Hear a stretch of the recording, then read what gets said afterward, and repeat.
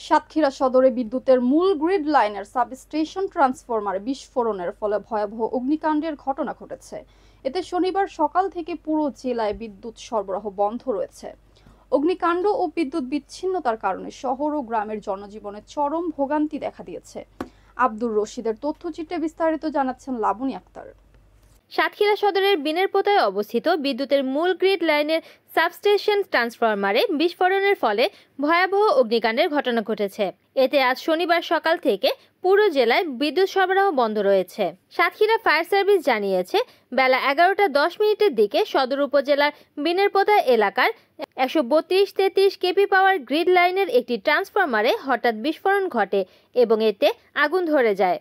খবর পেয়ে সাতক্ষীরা ফায়ার সার্ভিসের দুটি ইউনিট দ্রুত ঘটনাস্থলে পৌঁছায় এবং প্রায় 1 ঘন্টার চেষ্টায় আগুন নিয়ন্ত্রণে আনে। এই ঘটনায় কোনো হতাহতের খবর পাওয়া যায়নি। সাতক্ষীরা ফায়ার সার্ভিসের ওয়্যার হাউস পরিদর্শক নুরুল ইসলাম জানান, প্রাথমিক তদন্তে ধারণা করা হচ্ছে ট্রান্সফরমার অতিরিক্ত গরম হয়ে যাওয়ায় বা বৈদ্যুতিক শর্ট সার্কিটের কারণে এই অগ্নিকাণ্ড ঘটেছে। এদিকে অগ্নিকাণ্ড ও বিদ্যুৎ বিচ্ছিন্নতার কারণে শহর ও গ্রামের জনজীবনে চরম ভোগান্তি দেখা দিয়েছে।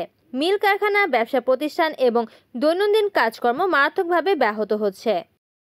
রিপোর্ট করেছেন সাতক্ষীরা প্রতিনিধি আব্দুর রশিদ, NN টিভি।